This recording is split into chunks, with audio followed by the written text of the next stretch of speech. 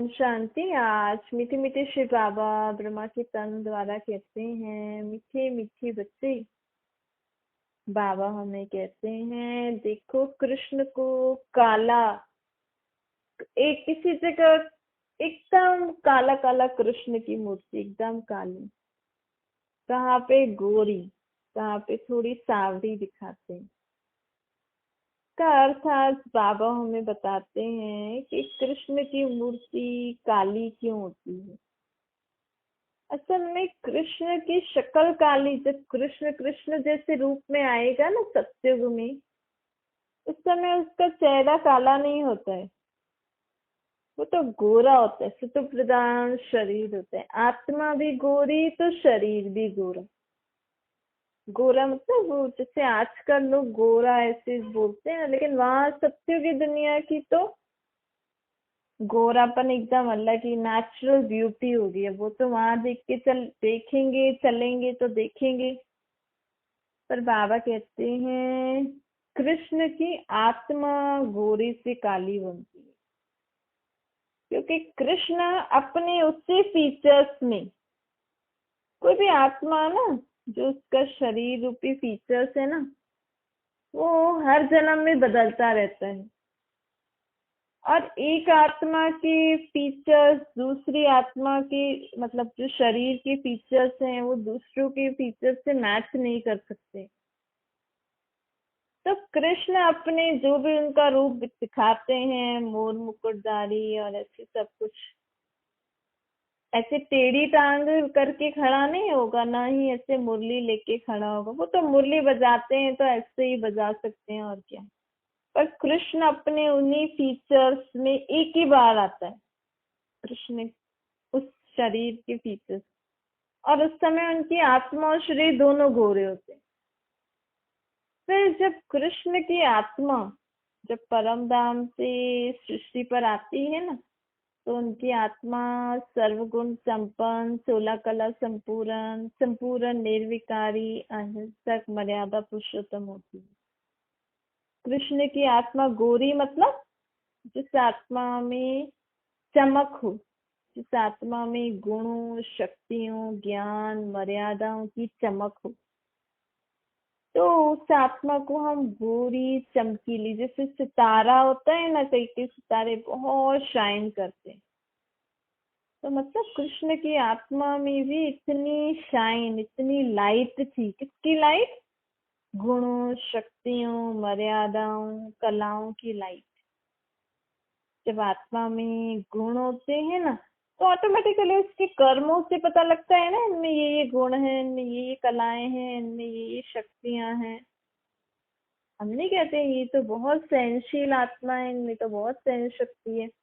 तो हमें मतलब उनकी आत्मा में वो शक्ति है, वो शक्ति, सब शक्तियां, गुण, कलाएं होना मतलब आत्मा में चमक होना, आत्मा को इन सब बातों की समझ होना, आत्मा की रोशनी जो होती है ना, अर्थात ज्ञान की रोशनी, गुणों की, कलाओं की रोशनी। तो बाबा कहते हैं कि कृष्ण जब परम धाम से सृष्टि पर आते हैं तो उनकी आत्मा में बहुत चमक होती है, गुण, ज्ञान, शक्तियों की। तो जब कृष्ण की आत्मा सत्युग में 8 जन्म लेगी, तो तभी भी उनके अंदर गुण, शक्तियां, कलाएं तो होंगी, लेकिन थोड़ी थोड़ी, बहुत हल्की सी कम होती जाती है। फिर जब त्रेता में कृष्ण की आत्मा 12 जन्म लेगी, तो और थोड़े कम हो जाएंगे। कृष्ण की आत्मा भी पुनर्जन्म लेती है, लेकिन हर पुनर्जन्म में उनके नाम रूप सब बदल जाता है, उनके माँ बाप भी बदल जाएंगे। जैसे इस समय भल कह रहे हैं गांधी जी ने शरीर छोड़ दिया उनकी आत्मा ने, पर इस समय देखो गांधी जी ने देश को आजाद कराया। उन्होंने गवर्नमेंट का ये सब जो रूल्स आजकल कहते हैं ना, पहले नहीं थी, तब ये कौरव गवर्नमेंट जो है, ये सभी तभी से ही तो निकले जब से आजाद हुए। और पहले तो शायद राजाओं का राज्य चलता था। तो भाई उन्होंने जो स्थापन किया उसकी पालना कौन करेगा? अब गांधी जी जो और देशवासी जो उस समय जिनको फ्रीडम फाइटर मान के लोग अभी उनकी समाधि बना के बैठे हैं, उनको याद करते हैं, वही आत्माएं पुनर्जन्म लेकर किसी न किसी नाम रूप में, ये जो बड़े बड़े नेता हैं, ये उन्हीं की आत्मा दूसरा शरीर लेकर इस समय देश को संभाल रही है। नहीं तो उन्होंने किस तरह देश को संभाला, क्या किया, ये सब तो उन्हें ही पता ना। तो उस आत्मा में संस्कार तो होते हैं ना।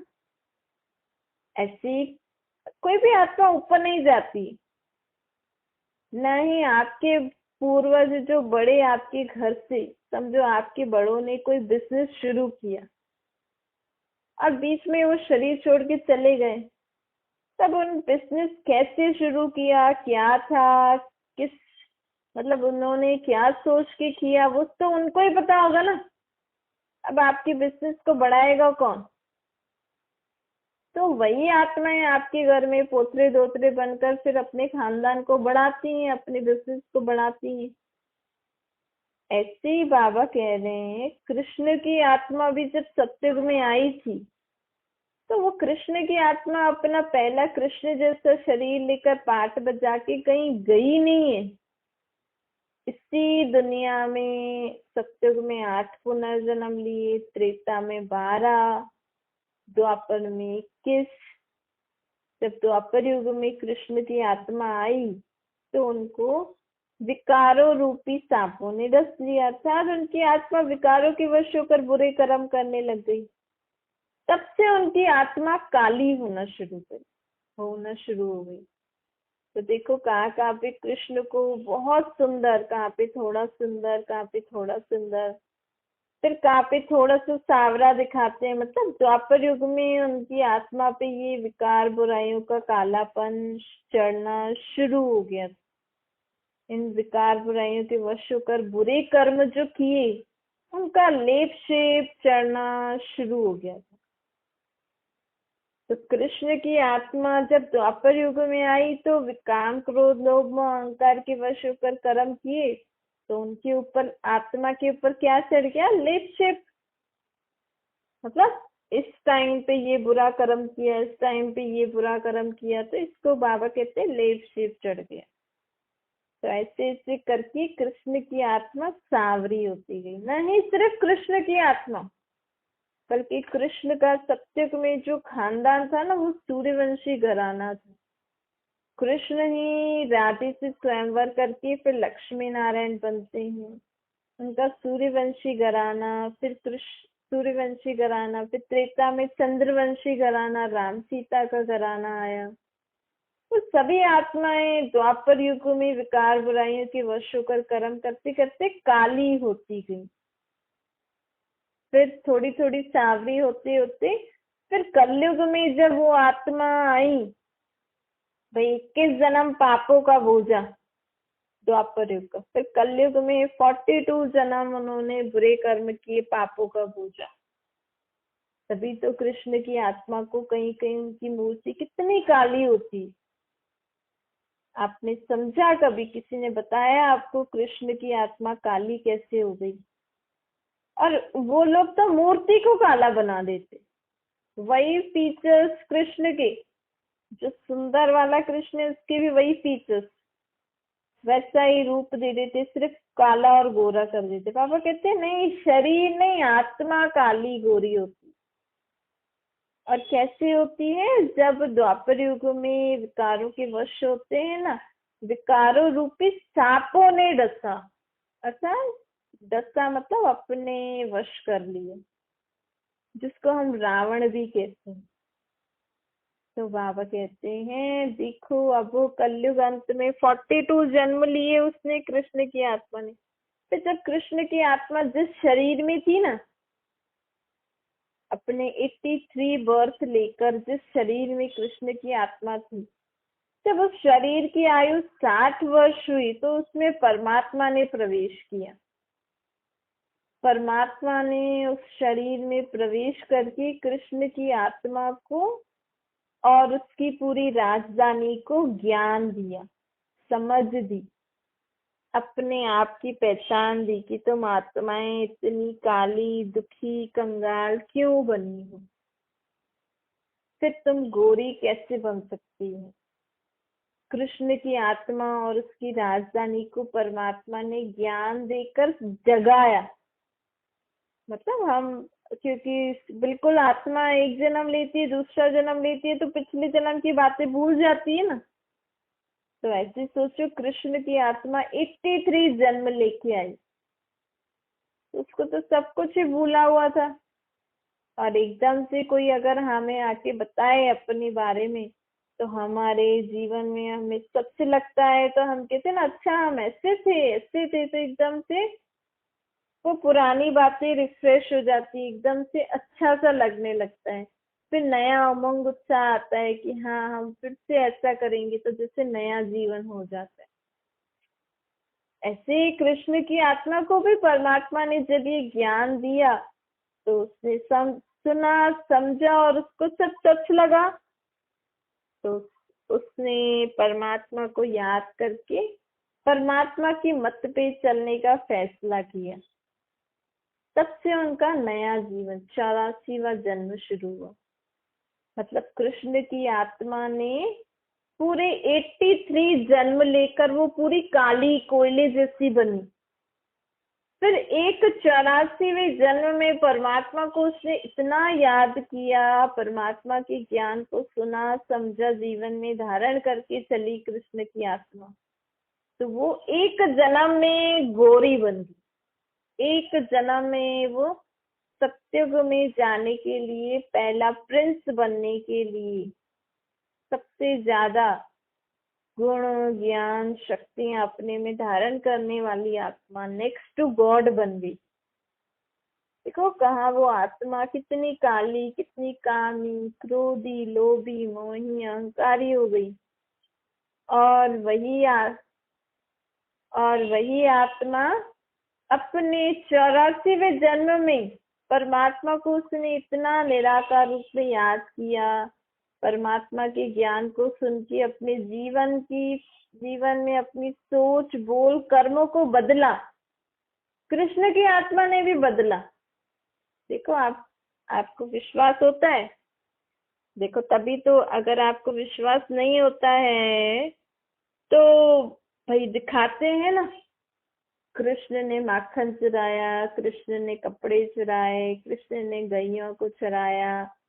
कृष्ण भी जैसे आजकल नॉर्मल लोग करते हैं, कृष्ण की आत्मा को भी ऐसे ऐसे लोगों ने परेशान किया है। तो आप ये सत्युग वाले कृष्ण की आत्मा की कहानियां नहीं है, ये द्वापर कलयुग वाले कृष्ण की कहानी है। कृष्ण भी लड़कियों, वैसे कहते हैं ना, गोपिकाओं को भगाया, जैसे आजकल लोग करते हैं। ऐसे ही राम जी के लिए लिखा है कि राम जी की सीता को चुराया, राम जी ने भी इतने दुख देखे। तो जब राम जी की आत्मा त्रेता युग में थी तब दुख नहीं दिखे, जब द्वापर कलयुग में राम जी की आत्मा भी विकार बुराइयों के वश होकर काली सांवरी बन गई थी, तब उनके जीवन में भी ऐसे दुख आए।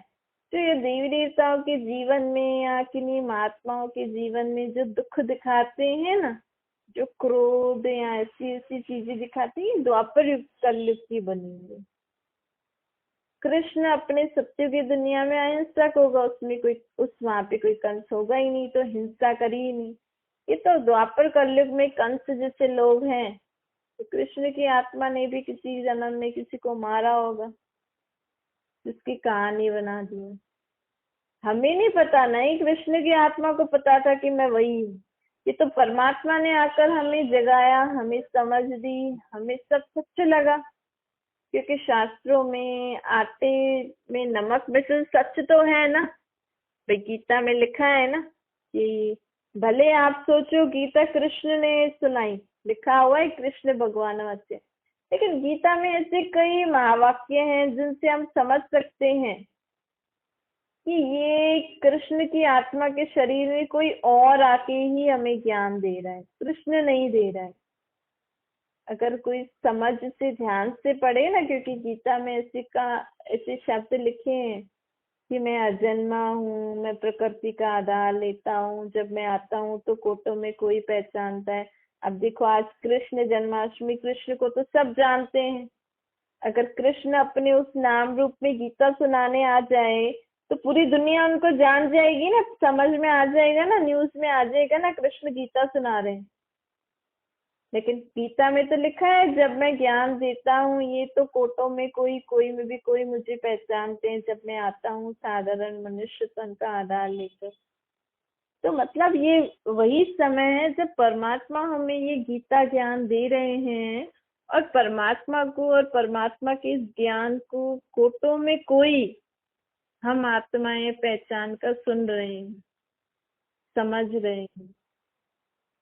तो कृष्ण की आत्मा भी गीता ज्ञान सुन के, ये जो बाबा हमें ज्ञान सुना रहे हैं ना, ये कृष्ण की आत्मा के 84वें जन्म में आकर उस तन में आके परमात्मा ने हमें ये ज्ञान दिया है। जो आज हम ज्ञान सुन रहे हैं, हम तो आपको पढ़ के सुना रहे हैं, लेकिन ये सुनाया किसने? परमात्मा ने कृष्ण की आत्मा के शरीर में आके सुनाया। जब कृष्ण की आत्मा का शरीर सत्य जैसा सुंदर होगा उसमें नहीं आएंगे। जब कृष्ण की आत्मा काली कोयले जैसी हो जाती है ना, और वो जिस शरीर में होती है उसकी 60 वर्ष की आयु के बाद परमात्मा उसमें प्रवेश होकर कृष्ण की आत्मा और उनकी सब राजधानी में आने वाले मनुष्य आत्माएं ये ज्ञान सुनती हैं। सिर्फ वही सुनेंगी। मतलब तो कि आप रोज ये ज्ञान सुन रहे हो, मतलब आप कृष्ण की दुनिया में आने वाले हो। आज आप उसका जन्मदिन मना रहे हो, लेकिन अब आने वाले युग में हम प्रैक्टिकल में कृष्ण जब जन्म लेंगे तो उनके जन्मदिन की खुशियां मनाएंगे। देखो, अगर हमें ये बात पे विश्वास हो गया तो कितनी अच्छी बात हो जाएगी ना। लेकिन सबको नहीं होगा।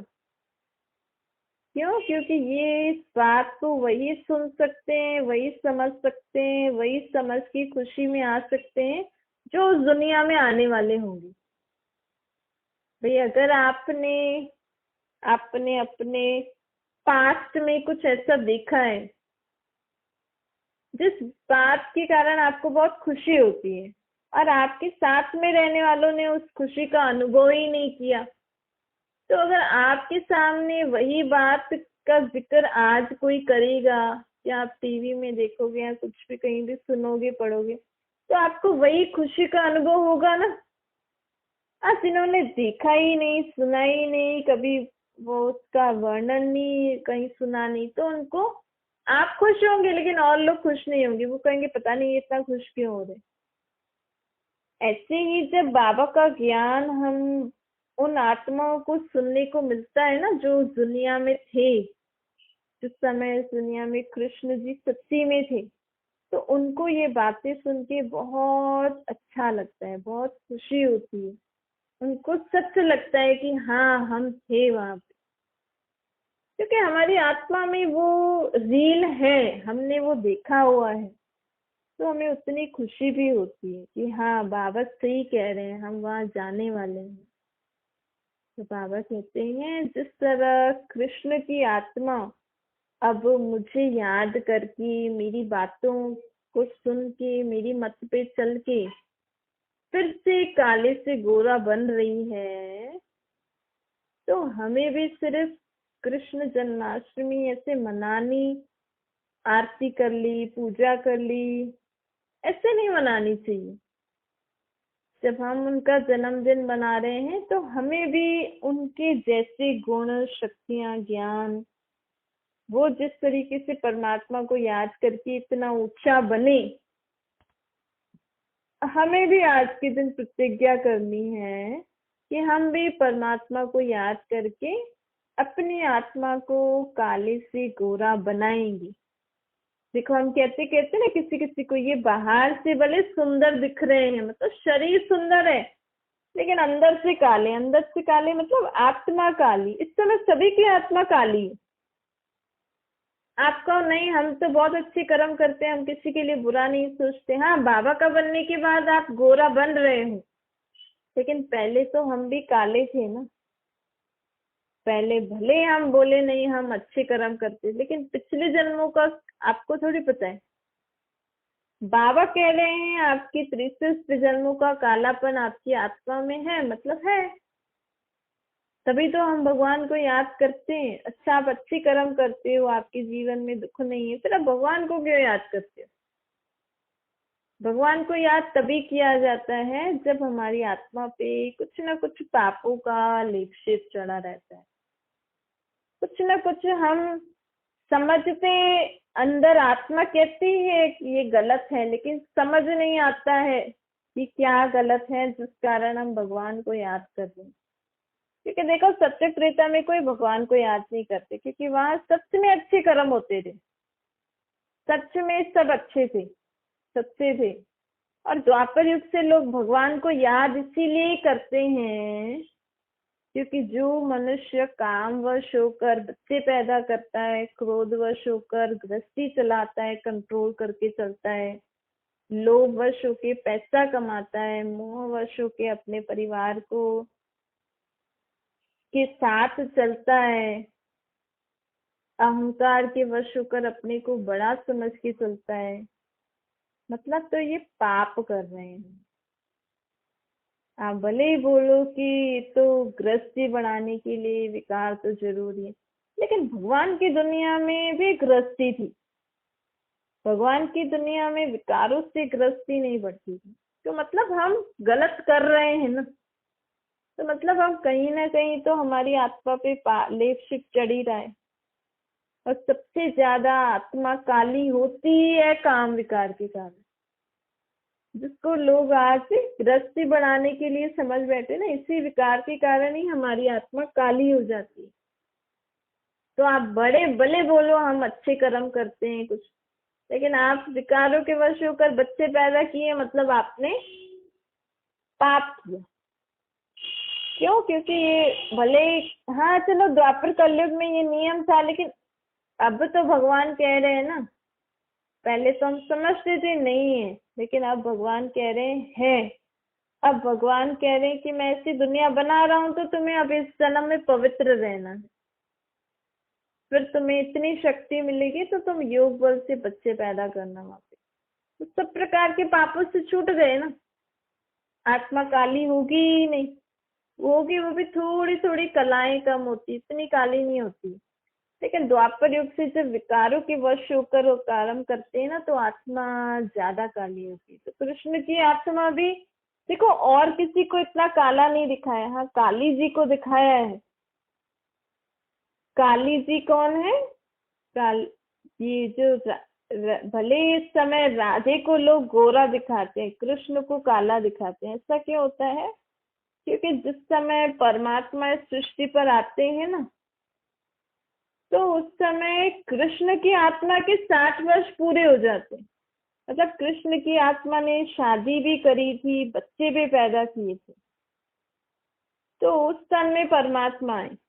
लेकिन जो राधे की आत्मा थी ना, अपने 83 जन्म में, उसने शादी नहीं करी हुई थी, वो कुंवारी थी। तो परमात्मा का अवतरण जिस समय सृष्टि पर था हुआ, भले ही राधे जी की आत्मा के ऊपर पिछले जन्मों के पाप कर्म तो होंगे, लेकिन ये जो एक काला एक गोरा है ना, इसका मतलब ये है कि 83 बर्थ वाला जो है, उसमें राधे जी की आत्मा कुंवारी थी और कृष्ण जी की आत्मा 60 वर्ष की हो गई वाले शरीर में थी, मतलब शादी वादी करके बच्चे पैदा कर दिए। फिर उनके शरीर में आकर परमात्मा, उनका नाम ब्रह्मा, और उनका राधे जी की आत्मा जिस शरीर में होती है ना, उनका सरस्वती नाम रखते हैं।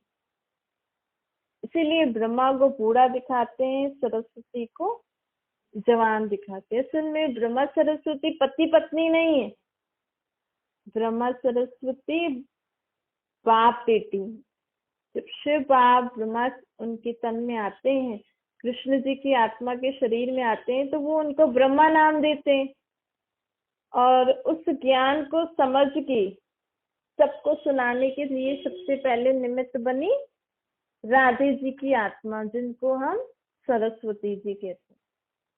और वही दो आत्मा देखो, इस जन्म में अपने 84वें जन्म में ब्रह्मा सरस्वती का पाठ बजा रहे, वही दो आत्मा सत्युग में जाके पहले राधे कृष्ण बनेंगे, फिर स्वयंवर के बाद लक्ष्मी नारायण बनेंगे। देखो एक ही आत्मा है ना। कभी माँ बाप के संबंध में पाठ बजा रही है, कभी भाई बहन के, कभी बाप बेटी के। तो ये है, हर आत्मा अलग अलग नाम रूप, अलग अलग संबंध से पाठ बजाती है। तो इसीलिए राधे जी को गोरा और कृष्ण जी को काला दिखाते हैं। और कृष्ण जी को इतना काला, और जो देवियों जो काली दिखाई है ना, काली एकदम काली, इसके बारे में भी बाबा ने हमें बताया है। लेकिन आज बाबा कहते हैं कि आज हम सिर्फ कृष्ण के बारे में ही जानेंगे कि कृष्ण की आत्मा गोरी से काली कैसे बनी। अब काली से गोरी कैसे बन रही है? परमात्मा को याद करके। गोरे से काली बनी विकारों के कारण। काले से गोरी कैसे बन रही है? निर्विकारी रहकर, परमात्मा को याद करके। तो हमें भी परमात्मा को याद करके अपनी आत्मा को गोरा बनाना है। अच्छा, मीठी मीठी शुक्लते बच्चों प्रति माता पिता बाप दादा का याद प्यार और गुड मॉर्निंग। रूहानी बाप की हम सभी रूहानी बच्चों को नमस्ते। हमारी भी रूहानी माता पिता बाप दादा को याद प्यार, गुड मॉर्निंग और नमस्ते। वरदान है, सदा एक बाप के स्नेह में समाये हुए सर्व प्राप्तियों से संपन्न और संतुष्ट बनो। ये आज का वरदान है। बाबा कहते हैं जो बच्चे सदा एक बाप के स्नेह में समाये हुए हैं, बाप उनसे जुदा नहीं, वे बाप से जुदा नहीं, हर समय बाप के स्नेह के रिटर्न में सर्व प्राप्तियों से संपन्न और संतुष्ट रहते हैं। कौन? जो सदा बाप के स्नेह में समाये रहते हैं। वो आत्मा हर समय सर्व प्राप्तियों से संपन्न और संतुष्ट रहते हैं। इसलिए उन्हें किसी भी प्रकार का सहारा आकर्षित नहीं करता है। कभी कभी होता है ना, कहीं हमें लोग मदद करते हैं तो हम भी आकर्षण में आ जाते हैं। लेकिन भले मदद कर रहे, ठीक है, लेकिन हमारे साथ तो ऑलरेडी बाबा है ही सी। आप मदद करो ना करो वो आपकी मर्जी है, लेकिन बाबा तो मेरे साथ सदा है ही।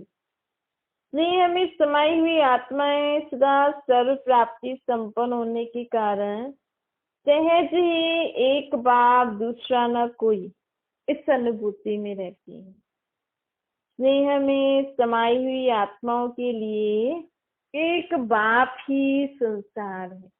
भले वो दुनिया में रहेंगी, संबंध निभाएंगी, अपना कार्य करती रहेंगी, लेकिन मन में क्या होगा? मेरा तो एक शिव बाबा, दूसरा न कोई।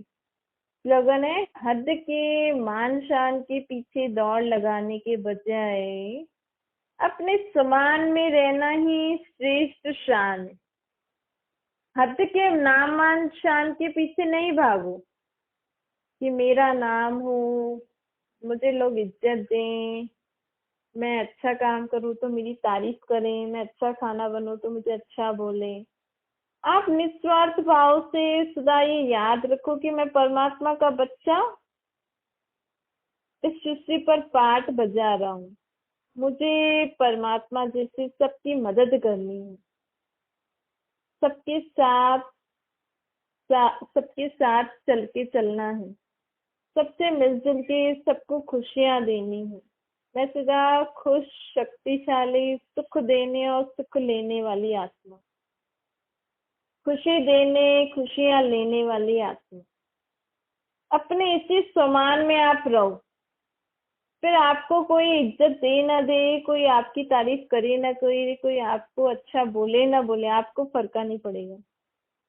क्योंकि मैं सदा अपने समान में रहती हूँ कि मैं कौन सी आत्मा हूँ और मुझे बाबा ने क्या क्या काम दिया है।